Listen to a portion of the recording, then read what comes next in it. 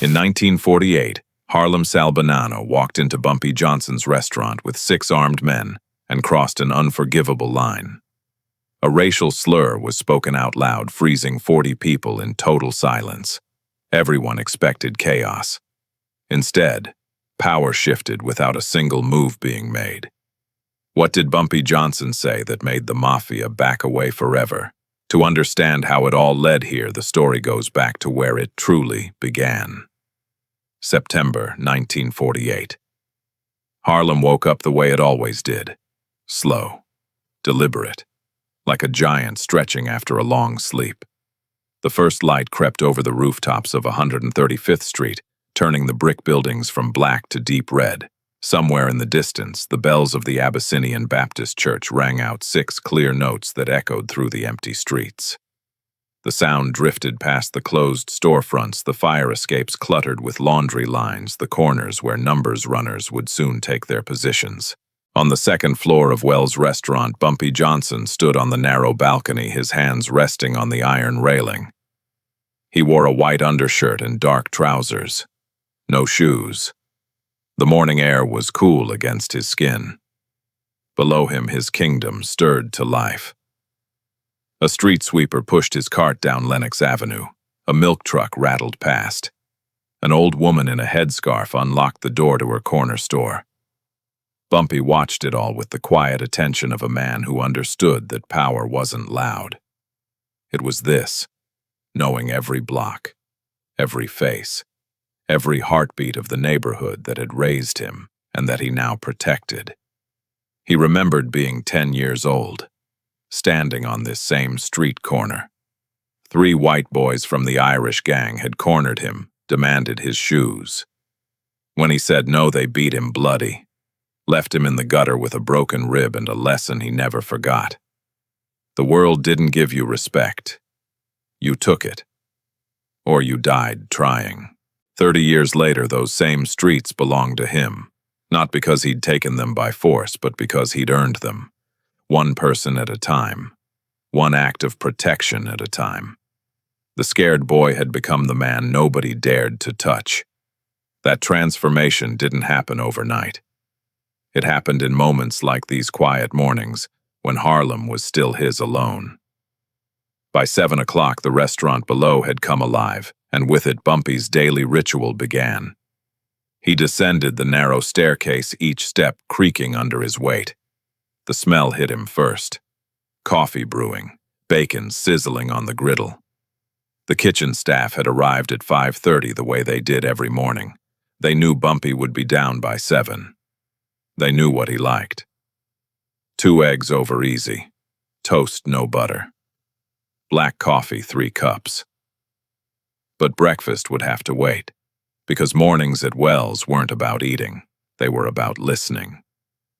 The first person through the door was Mrs. Patterson, 72 years old, hands gnarled from 60 years of washing other people's clothes. She carried a small paper bag, moved slowly, like each step cost her something. "Mr. Johnson," she said, her voice soft. Bumpy stood, pulled out a chair for her. "Mrs. Patterson, you're looking well." She smiled, but her eyes were wet. "I wanted to thank you for the rent. My landlord, he was going to throw me out, but then he said somebody paid it. 3 months. I know it was you." Bumpy said nothing, just nodded once.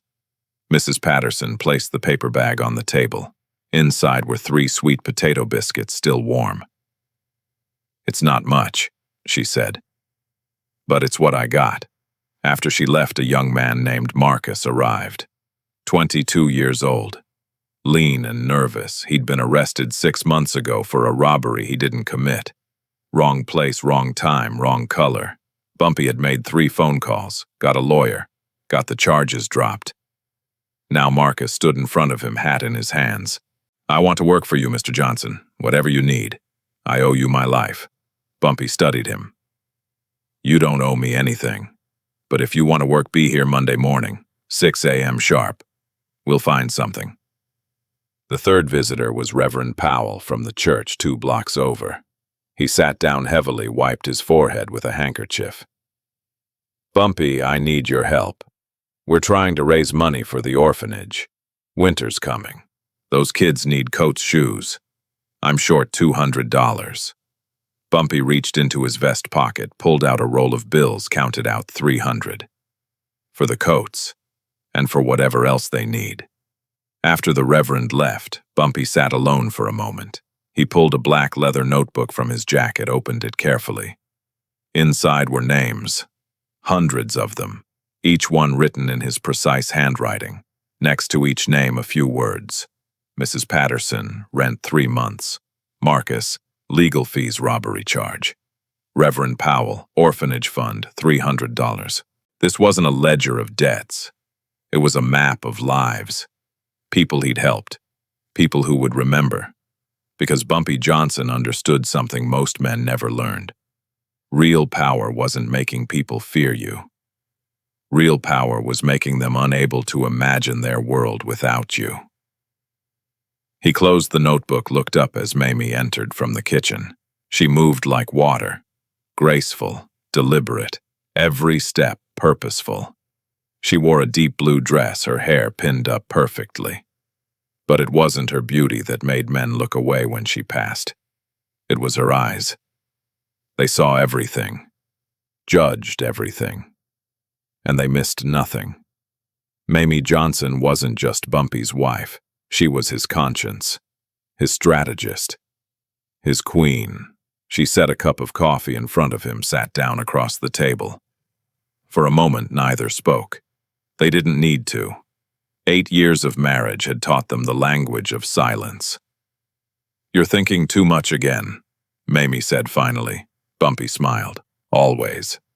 Tell me." He looked at her. Really looked.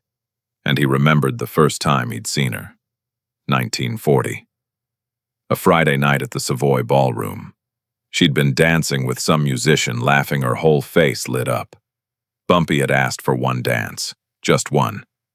By the end of the night, he'd asked for her whole life. She'd been a school teacher then, 4th grade. She'd loved those kids more than anything, but she'd given it up to stand beside him. Not because he'd asked her to, because she'd chosen to. Because she saw something in him nobody else did. Not a gangster, not a criminal. A king building a kingdom without a crown. In the years since, she'd taught him things books couldn't. She'd brought home volumes by Marcus Garvey, W.E.B. Du Bois, Frederick Douglass. Made him read them, discussed them over breakfast, challenged his thinking, shaped his philosophy.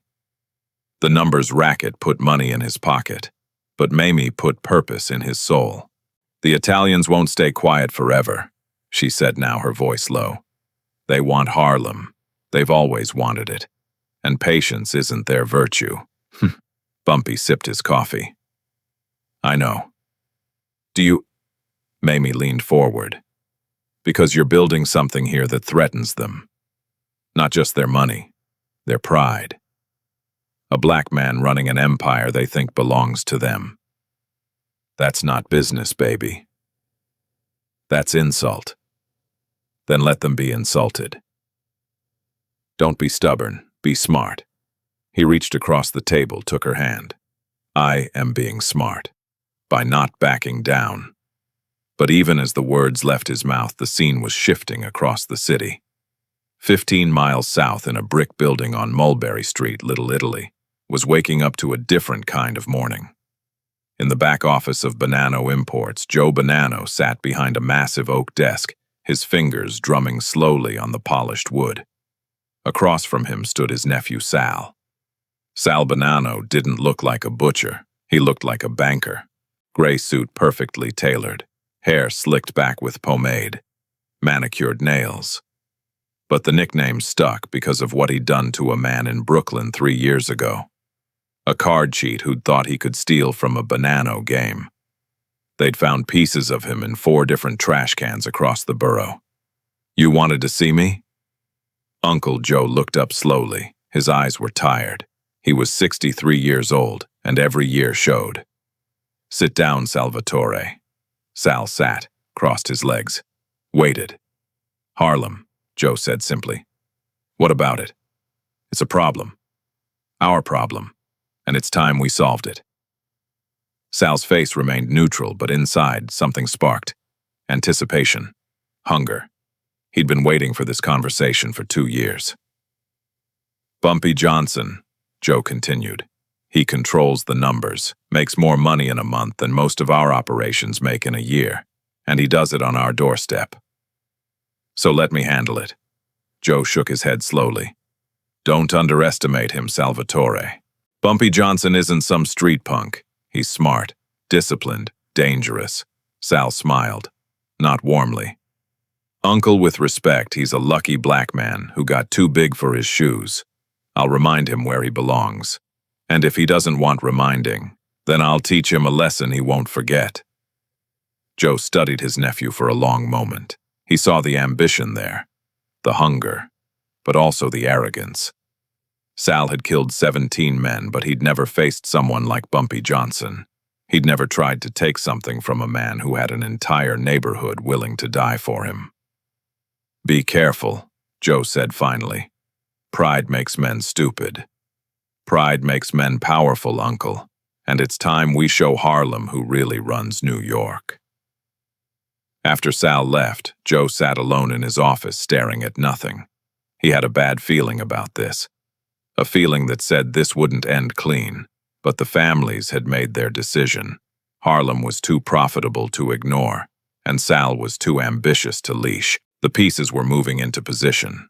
Neither side knew it yet, but September 19th would change everything. Back in Harlem, the afternoon sun hung low and heavy. Bumpy felt it before he saw it. The shift in the air. The way people moved a little faster, spoke a little quieter. Something was wrong. Then 3 kids burst through the restaurant door. Street kids, his eyes and ears.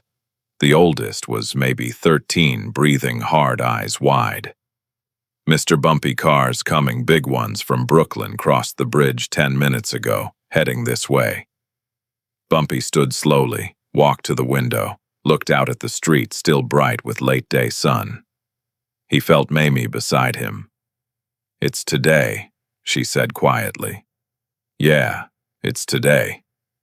He turned, walked upstairs without a word. Mamie followed.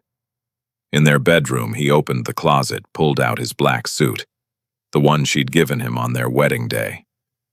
He dressed slowly, methodically. Black jacket, black vest, silver cufflinks shaped like small razors. He buttoned each button with precision the way he did everything. Mamie watched him from the doorway. I'm coming with you. No. Yes. He turned to face her. Baby, this could get ugly. Go home. Wait for me there. She stepped closer, straightened his collar with gentle hands. A king doesn't stand alone, Bumpy, and a queen doesn't run when trouble comes. Where you go, I go. That's not negotiable. He looked into her eyes and saw the same steel that had made him fall in love with her 8 years ago. He knew there was no point arguing. Mamie Johnson had made up her mind. All right, he said quietly, but you stay close to me, no matter what happens. Always, she said, and together they descended the stairs to face whatever was coming through that door. By 8:45 that evening, Wells' restaurant was packed wall to wall. Friday night in Harlem. The week's wages burning holes in pockets. The promise of music and laughter, and forgetting just for a few hours what it meant to be black in America in 1948. The air was thick with cigarette smoke and the smell of fried catfish and collard greens. Every booth was full, every table occupied. People stood 3 deep at the bar waiting for drinks. In the corner, a 4-piece jazz band was working through Take the A Train. The saxophone player's notes climbing and falling like a conversation with God. The pianist's fingers danced across the keys. The upright bass thrummed steady as a heartbeat. Bumpy sat in his usual corner booth, the one with clear sightlines to both doors and the kitchen. Strategic. Always strategic. Mamie sat across from him, elegant in her blue dress, a glass of wine barely touched in front of her. Between them, the remains of dinner, Bumpy's steak half-eaten, Mamie's chicken mostly gone. Around them, Harlem lived, laughed, breathed. A young couple in the next booth leaned close, whispering secrets. At the bar, 3 men argued about whether Jackie Robinson would take the Dodgers to the World Series. Near the window, an old woman swayed gently to the music, her eyes closed, remembering something from long ago. This was peace, the kind Bumpy had built, brick by brick, promise by promise. Then the door opened.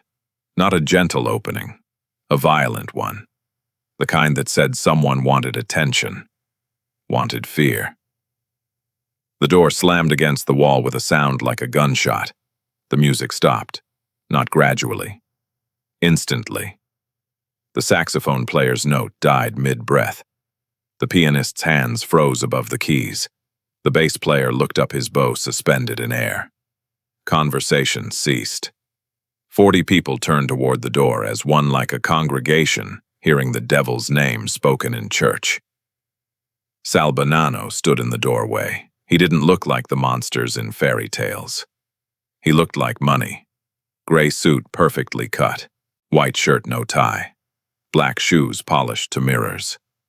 But it was his face that made people's blood slow. Handsome, sure. Sharp jaw, dark hair swept back, but his eyes were wrong. Empty, like windows into a room with no furniture, no warmth, just cold, calculating space. He smiled. Not a real smile. The kind of smile a shark might wear if sharks could smile. The kind that said he'd already won and was just here to collect his prize. Behind him, 6 men filed in. They didn't try to hide what they were. Didn't bother with pretense. Each one wore a suit jacket unbuttoned, and beneath each jacket the unmistakable bulge of a weapon. They spread out, flanking Sal like soldiers behind a general. Professional, practiced, predatory. One of them, a thick-necked man with scarred knuckles, shifted his weight. His lighter slipped from his pocket, hit the wooden floor with a sharp crack that echoed through the silent restaurant. The sound was obscene in the quiet, like a bone breaking, like a warning. Nobody moved. Nobody breathed. The entire restaurant had become a photograph frozen in the moment before violence. What happened next would test everything Bumpy had built, and the storm that was coming would either prove his kingdom unbreakable or tear it down to nothing. Sal's eyes swept the room slowly, taking inventory. Then they locked on Bumpy's corner booth. He walked forward, his footsteps deliberate, each one a statement. His men followed, fanning out, cutting off exits. Strategic positioning. They'd done this before. When Sal reached Bumpy's table, he stopped, looked down, waited for acknowledgement that didn't come. Bumpy continued cutting his steak. Slow, precise. The knife made a soft scraping sound against the plate. He raised a piece to his mouth, chewed thoughtfully, swallowed. Only then did he look up, his expression mild, almost bored. "Bumpy Johnson," Sal said loud enough for everyone to hear. His voice carried. Theatrical. Big name. Big. Respected name. But you know what's funny? In Brooklyn, they got another name for you. Bumpy set down his knife, picked up his napkin, dabbed the corners of his mouth. That right. Yeah, they call you the lucky Negro. Lucky because you've been allowed to operate this long. Lucky because nobody's bothered to remind you how things really work in this city. The room held its breath. Mamie's hand tightened around her wine glass, but her face remained serene. Bumpy's expression didn't change. He simply looked at Sal, the way a teacher might look at a particularly slow student. "In Harlem," Bumpy said quietly, "people call me a lot of things. I don't pay much attention to the names. I pay attention to the respect. You got respect. You got everything. You got nothing." Sal's smile widened, but his eyes stayed cold. Respect. That's a good word. Let's talk about respect. Without asking, without waiting for permission, Sal grabbed a chair from a nearby table. The legs scraped across the floor with a sound like nails on a chalkboard. Every person in the restaurant flinched. The screech was violent, intrusive, a violation of the peace Bumpy had created. Sal spun the chair around, sat down backwards, his arms draped over the backrest. Casual, disrespectful, intentional. The scraping sound still hung in the air like the echo of something breaking when Sal began speaking again with renewed confidence. "Here's how this works." Sal continued, his voice taking on the tone of a man explaining simple mathematics to a child. "Harlem's numbers operation. It's too valuable to stay in amateur hands. My Uncle Joe Bonanno, he's decided it's time for professionals to take over. The 5 families have been patient. Too patient, maybe. But patience has limits." Bumpy leaned back slowly, his hands folded on the table. "And what exactly are you offering in exchange for this professional management?" "Generous terms. You hand over operations, we give you 10%. You keep this nice little restaurant. Keep playing the big man for your people. But the real money, the real power that flows where it belongs, to us." 10%, Bumpy repeated, his voice flat. 10% of something is better than 100% of nothing, which is what you'll have when we're done. Mamie spoke for the first time, her voice like silk over steel. "When you're done? That sounds like a threat, Mr. Bonanno." Sal glanced at her, his smile turning into something uglier. "Just business, sweetheart. Nothing personal." "Don't call her sweetheart," Bumpy said softly. "What? You heard me." The temperature in the room dropped 10 degrees. Sal's smile disappeared. He leaned forward, his voice hardening. "Listen, Johnson. I'm trying to be reasonable here. I'm offering you a way out, a way to keep breathing. You're smart, you'll take it. You're stupid, well." He gestured to his 6 men. "We brought insurance for stupid." Bumpy picked up his knife again, cut another piece of steak. "Are you trying to insult my intelligence, Sal? Because that's what it sounds like." "I'm trying to make you see reality." "Reality," Bumpy said, chewing slowly, "is that you walked into my restaurant, into my neighborhood, and you think numbers behind you change the mathematics of respect. That's not reality. That's fantasy." The words landed like stones in still water, creating ripples that spread through the room, and Sal felt them, even as he tried to pretend he didn't. Sal stood abruptly. The chair scraped again. His face flushed red, the mask of professional courtesy cracking. "You know what your problem is, Johnson. You don't know your place. You don't understand how the world works." He leaned across the table, his voice dropping to a harsh whisper that still carried through the silent room. And then he said it. "Listen, no. This is your last chance." The word hung in the air like poison gas. The reaction was instantaneous, visceral, like watching dominoes fall. 1 second. Mamie's fork slipped from her fingers, hit her plate with a sharp ring that sounded like a bell tolling. Her face remained composed, but her jaw tightened. Her eyes went hard as diamonds. The sound echoed. Kept echoing. A warning bell that nobody could unhear. 2 seconds. In the kitchen, the dishwasher, a 17-year-old kid named Jerome, dropped the glass he was washing. It shattered on the tile floor, the sound of breaking cutting through the restaurant like a second insult. Through the kitchen window, you could see him standing there, frozen, his hands dripping water, his face stricken. The crash seemed to wake something in the room, something primal. 3 seconds. The saxophone player, a man named Curtis, who'd played in this restaurant every Friday for 6 years, lowered his instrument slowly. The brass caught, the light gleamed. Once then went dark as he set it on its stand. His hands were shaking, not from fear, from rage held back by the thinnest thread of civilized restraint. 4 seconds. 40 people stopped breathing at the same moment. You could feel it. The collective inhalation that never became exhalation. The restaurant had become a tomb, silent and airless, and waiting for someone to speak the words that would let the dead rest or raise them to vengeance.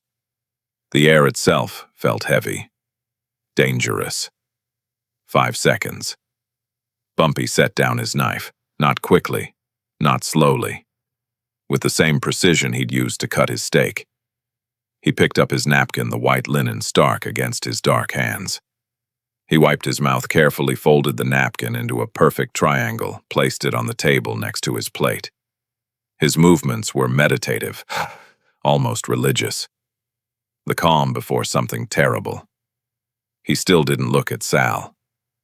Not yet. That would come. But first he had to center himself. Had to make sure that what happened next happened the right way. Because what Sal didn't understand, what none of them understood, was that Bumpy Johnson sitting perfectly still was more dangerous than most men in motion. The silence stretched, became unbearable. Sal shifted his weight, uncertain, now feeling something in the room change, but not understanding what. He'd expected explosion, violence, the kind of rage that made men stupid. Instead, he got stillness. And that stillness was terrifying in ways violence never could be. Then Bumpy stood. He didn't rush, didn't jump up in anger. He rose the way a king rises from a throne, slowly, with absolute certainty that the world would wait for him to be ready. He stood, and the restaurant seemed to stand with him, every person straightening in their seats, every eye locked on him, waiting, watching, ready. Sal's 6 bodyguards tensed hands, moving toward their jackets. But Bumpy ignored them, didn't even glance in their direction. They were irrelevant, props in a play they didn't understand they were performing. Bumpy reached up, began unbuttoning his vest. Each button released with a small sound. Pop, pop, pop. The fabric whispered as he shrugged it off, draped it carefully over the back of his chair. He wore suspenders beneath black against his white shirt. He rolled up his sleeves. 1 turn, 2 turns. Precise. Methodical. Like a surgeon preparing for an operation. The movements were so deliberate, so controlled, that they became hypnotic. Everyone watched, couldn't look away, because they understood they were witnessing something. A transformation. A king showing he was also a warrior. Then he reached into his vest pocket. The movement was smooth, practiced. Sal's men all shifted hands, closing on weapons, ready to draw, ready to fill this room with gunfire and blood, and the end of Bumpy Johnson's reign. But Bumpy didn't pull a gun. He pulled out a straight razor. Old. The handle was worn smooth from decades of use. The blade, still folded, caught the light. It looked ancient, dangerous, like something that had tasted blood before and wouldn't hesitate to taste it again. He held it for a moment, letting everyone see it. Then he placed it on the table, gently, right next to the small vase of roses that sat at every table in Wells' restaurant. The contrast was obscene. Beauty and violence side by side. Life and death. The choice still unmade. Sal tried to laugh. It came out wrong, strained, hollow. "What are you going to do, Bumpy? Shave me to death?" Nobody else laughed, not his men, not the people in the restaurant. The joke died in the silence, and that's when Sal began to understand the magnitude of his miscalculation. Bumpy didn't smile, didn't blink. He just looked at Sal for the first time since the man had said that word. Really looked. And in that look was everything Sal had failed to calculate. The weight of every promise kept, every life protected, every act of mercy and justice that had built Bumpy's kingdom. It was all there in those eyes, calm as still water, deep as oceans. Sal saw it then, the mistake he'd made. He saw it in Bumpy's eyes, calm as still water. He saw it in the faces of the 40 people around him, no longer frozen in fear, but coiled like springs. He saw it in Mamie's expression, cold and judging. He'd thought he'd walked into a restaurant. He'd walked into a courtroom. And he was the one on trial. The verdict was already written. He just hadn't read it yet. "You see that man by the window?" Bumpy said, his voice conversational, almost gentle. He gestured toward a middle-aged man in a worn jacket, his hands calloused from hard labor. "His name is Thomas. Last year his daughter got pneumonia. Bad. Real bad. The hospital wanted $200 before they'd treat her. That's more money than Thomas makes in 6 months of breaking his back in factories that don't care if he lives or dies. You know what I did?" Sal said nothing. His throat had gone dry. He wanted to speak to reassert control, but no words came. "I paid it," Bumpy continued, taking one step closer. Just one, but it felt like the distance between them had collapsed entirely. All of it. Didn't ask for it back. Didn't want anything in return. Didn't make him sign papers or owe me favors, just wanted that little girl to breathe without drowning in her own lungs. She's 8 years old now, healthy, happy, goes to school every day, wants to be a teacher. Bumpy took another step. Sal's bodyguards raised their weapons, halfway steel, glinting in the low light, but Bumpy didn't stop. Didn't even glance at the guns pointed at his chest, because guns were just tools, and tools were only as dangerous as the men holding them, and right now those men were starting to doubt. "Now," Bumpy said softly, his voice dropping to barely above a whisper, forcing everyone to strain to hear. "I want you to think about something, Sal. What do you think Thomas would do if you pulled that trigger right now? If you shot me here in this room in front of him? You think he'd just sit there? You think he'd watch the man who saved his daughter's life bleed out on this floor and do nothing?" Sal's jaw clenched. His pride demanded he say something, anything. "That's real touching, Bumpy. Real heartwarming story. But kindness doesn't stop bullets. And I've got 6 guns that say your time is up." The words hung in the air like a verdict, and Bumpy knew it was time to make them understand, not just with words, but with witnesses.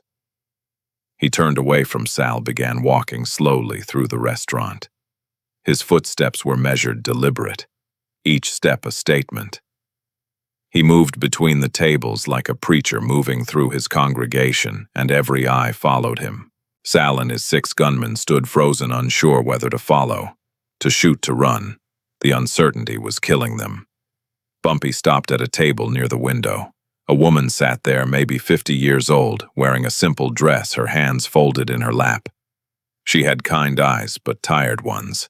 The kind of tired that came from surviving things that should have killed you. "This is Mrs. Dorothy Green," Bumpy said, his voice carrying through the silent room. 3 years ago, her husband used to come home drunk. Used to use her face as a punching bag. Used to make her cover the bruises with makeup and lie to the neighbors about falling downstairs. Mrs. Green looked up at Bumpy, her eyes filling with tears. But not sad tears. Grateful ones. "I had a conversation with Mr. Green," Bumpy continued. "A private conversation. After that conversation, he stopped drinking, stopped hitting, started treating his wife like a human being deserves to be treated. You know why? Because he understood that if he ever raised his hand to her again, it would be the last thing he ever raised." Mrs. Green stood up, slowly, didn't say a word, just stood. Her hands at her sides, her chin raised, a silent testimony. Bumpy moved to the next table. A young man sat there, the dishwasher from the kitchen. Jerome. Still young enough to have hope in his eyes despite everything the world had tried to teach him.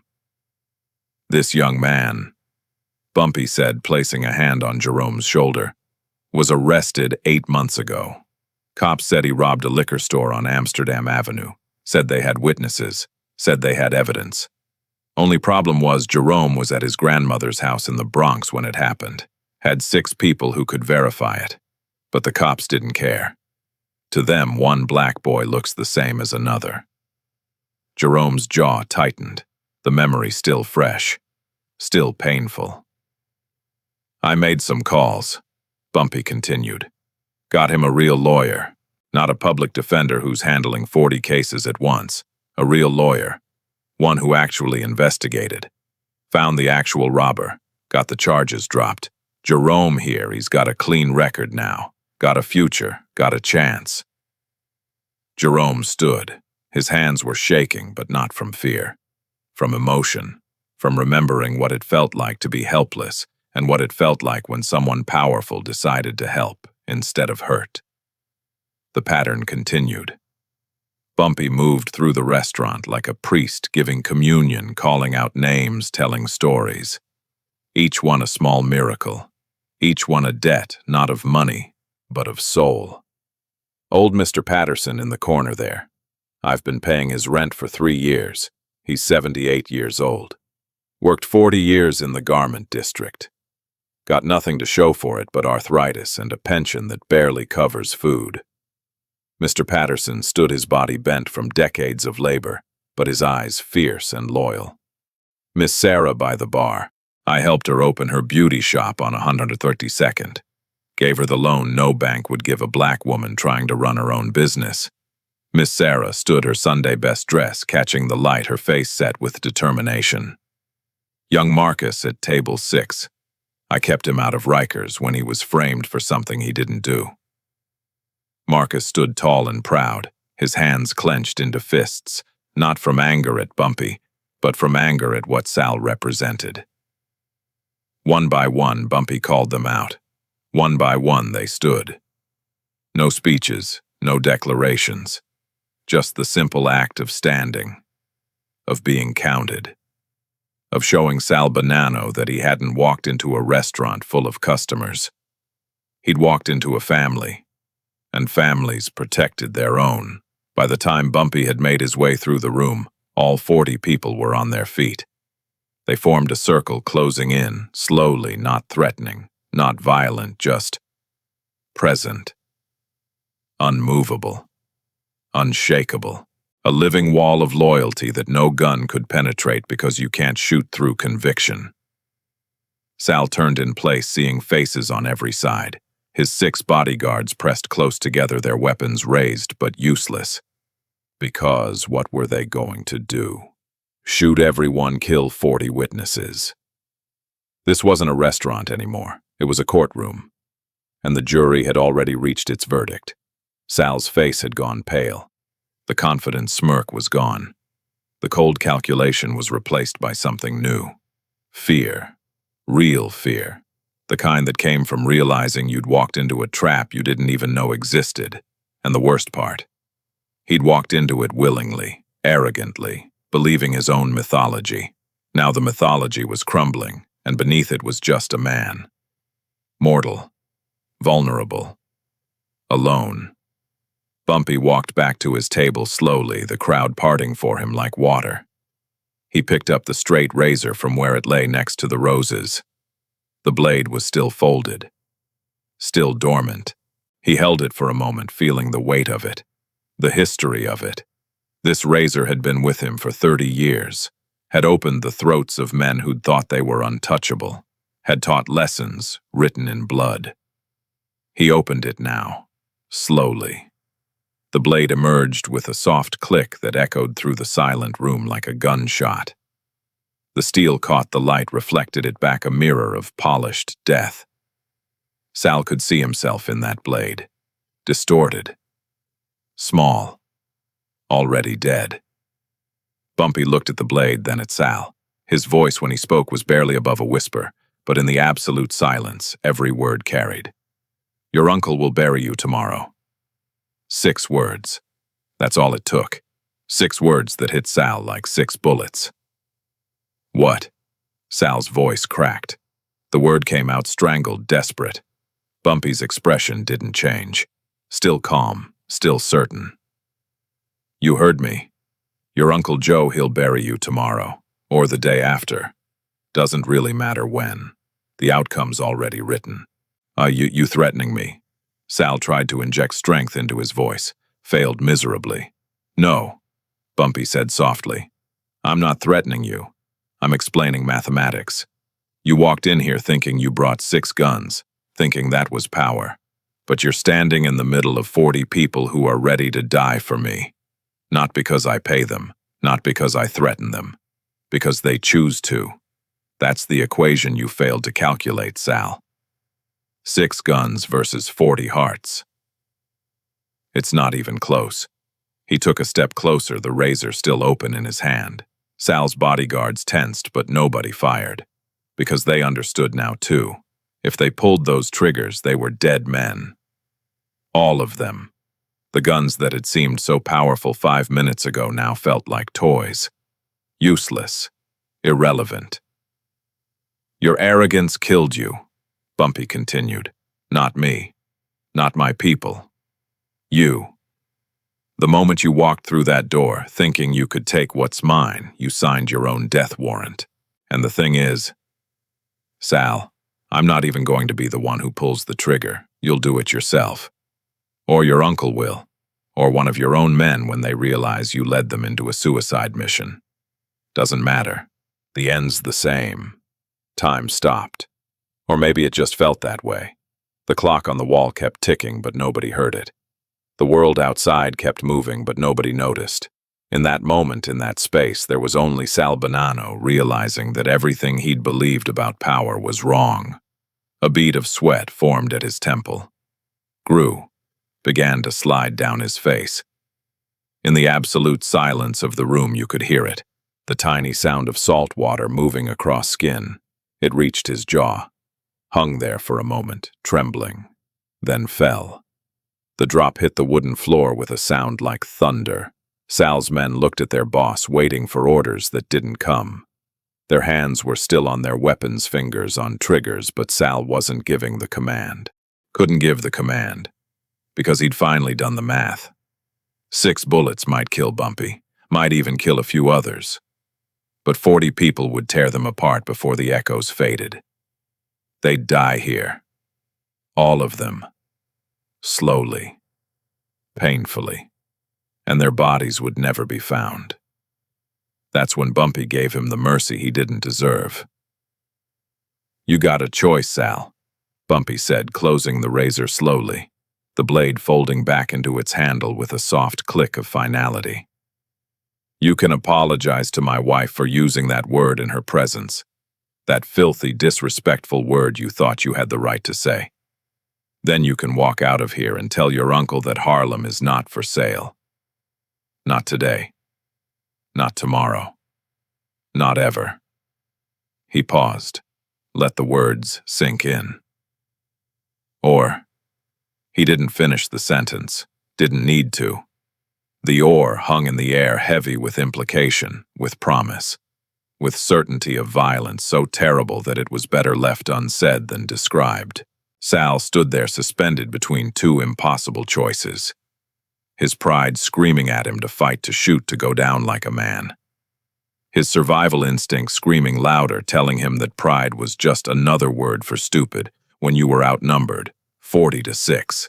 He thought about the first man he'd killed, 15 years old in an alley behind his uncle's restaurant. A guy who'd disrespected the family needed to be taught a lesson. Sal had felt so powerful that night, the gun in his hand, the fear in the man's eyes. The moment when he pulled the trigger and became someone to be feared, he'd built his entire identity on that feeling, that power, that certainty that violence was the answer to every question. But standing here now, surrounded by people who weren't afraid of his gun, who weren't impressed by his reputation, who looked at him with contempt rather than fear, Sal felt something he hadn't felt since childhood. Powerless. Completely, utterly powerless. The choice wasn't really a choice at all. It was an illusion of choice, because there was only one way this ended with him still breathing. He turned slowly toward Mamie. She sat there perfectly still, her wine glass untouched, her face a mask of cold judgment. Her eyes met his, and in them he saw no fear, no respect, just disappointment, like she'd expected better from him, like he'd failed a test he didn't know he was taking. Mrs. Johnson, Sal said, his voice barely audible, stripped of all the confidence and bravado he'd walked in with. I apologize. That word, I shouldn't have. I'm sorry. The words tasted like ash in his mouth, like defeat, like the death of the man he'd thought he was. Mamie said nothing, didn't nod, didn't accept, just looked at him with those cold, unforgiving eyes. And somehow that was worse than any punishment. Her silence was a judgment that would follow him forever, a reminder that he'd broken something that couldn't be fixed. Sal backed away slowly, his men following, their weapons still raised but meaningless now. They moved toward the door like soldiers retreating from a battle they'd lost before the first shot was fired. None of them dared turn their backs. They walked backwards, step by careful step, watching the crowd of 40 people who watched them in return. When Sal reached the door, he grabbed the handle, pulled it open. The cool night air rushed in, carrying with it the sounds of Harlem on a Friday night. Music from distant clubs, laughter from street corners, life continuing indifferent to the drama that had played out in this small restaurant. He turned back one last time, trying to salvage something. Anything. Some shred of dignity or threat. "This isn't over, Bumpy," he said, his voice stronger now that he was almost free, almost safe. "This isn't finished." Bumpy had already sat back down at his table, picked up his knife and fork, cut into his steak, now cold but still edible. He raised a piece to his mouth, chewed slowly, thoughtfully, swallowed, then looked up at Sal with eyes that held no anger, no triumph, just certainty. "Wrong, Sal," Bumpy said quietly. "This was over the moment you walked through that door. You just didn't know it yet." Sal wanted to respond, wanted to have the last word, but there was nothing left to say. The story was written. The ending was clear. He stepped through the door into the night, his men following, and the door swung shut behind them with a soft thud that sounded like the closing of a coffin lid. For 5 seconds, the restaurant remained absolutely silent. Nobody moved. Nobody breathed. Like they were all waiting to make sure it was really over, that the danger had really passed. Then someone started clapping. Slow at first. Just one person. Then another. Then another. Within seconds, the entire restaurant erupted in applause that shook the walls and rattled the windows. People were cheering, embracing, crying tears of relief and joy and pride. Bumpy Johnson had just faced down 6 armed mobsters without firing a single shot, had proven that power didn't come from violence, but from love, from loyalty, from the unbreakable bonds between a man and his people. Mamie reached across the table, took his hand, squeezed it gently. Her eyes were wet, but she was smiling. "You didn't have to do that," she said softly. Bumpy squeezed back. "Yes, I did. Because if I let one man disrespect us and walk away unpunished, then everything we've built here means nothing. Respect is everything, baby. You lose that, you lose it all." The applause continued rolling through the restaurant like thunder, and outside in the Harlem night, Sal Bonanno climbed into his car, knowing that his world had just changed forever, and not in the way he'd planned. 11:47 p.m. The streets of Harlem were alive in a way they'd never been before. Bumpy and Mamie walked home slowly, not because they were tired, because every 20 feet someone stopped them, not with words, with silence. The kind of silence that says more than 1,000 speeches. An old woman selling flowers at midnight placed a single rose in Mamie's hand. A young man leaning against a lamppost nodded once, slow and deliberate. 3 children sitting on a stoop just watched, their eyes wide with something that looked like hope. The word had spread faster than fire. Bumpy Johnson made the Mafia kneel without firing a single bullet. They reached their brownstone on 139th Street. Mamie went inside first. Bumpy stood on the front steps for a moment, looking back at his kingdom. Every window with a light on.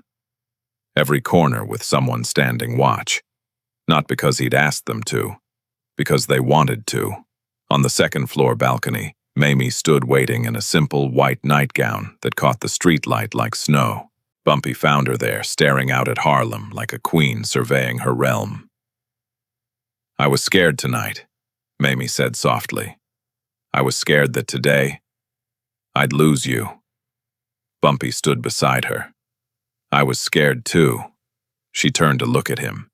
In 16 years of marriage, she'd never heard him admit fear. "You were every time," Bumpy said. "But you know what scares me more than dying losing their faith?" He gestured to the streets below.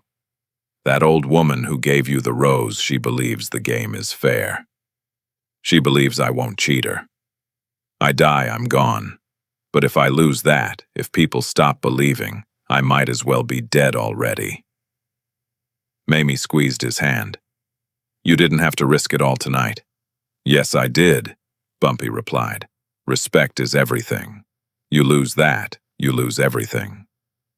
3 days later, a conference room in the Waldorf Astoria Hotel, Manhattan. The 5 families didn't usually meet like this. Emergency sessions meant someone had made a mistake big enough to threaten all of them. Today, that someone was Joe Bonanno.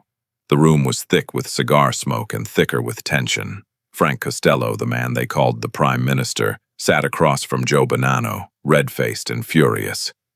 "He embarrassed my family," Joe said, his fist hitting the table. "My nephew, humiliated, made to apologize like a dog. And you want me to do nothing?" Frank Costello took a long, slow pull from his Cuban cigar. 10 minutes he sat like that, just smoking, just thinking. Finally he spoke.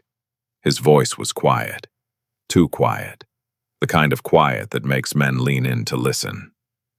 "Joe, let me ask you something. How many soldiers you got in Brooklyn?" 200. "Good men. Loyal. And how many people live in Harlem?" Joe hesitated. "I don't know. 100,000 maybe." 350,000, Frank corrected. "And you know how many of them would die for Bumpy Johnson, all of them. Not figuratively. Actually. You shoot Bumpy Johnson in front of his restaurant. You think your 200 soldiers can fight 350,000 people who got nothing left to lose." Silence. The kind that feels like a hand around your throat.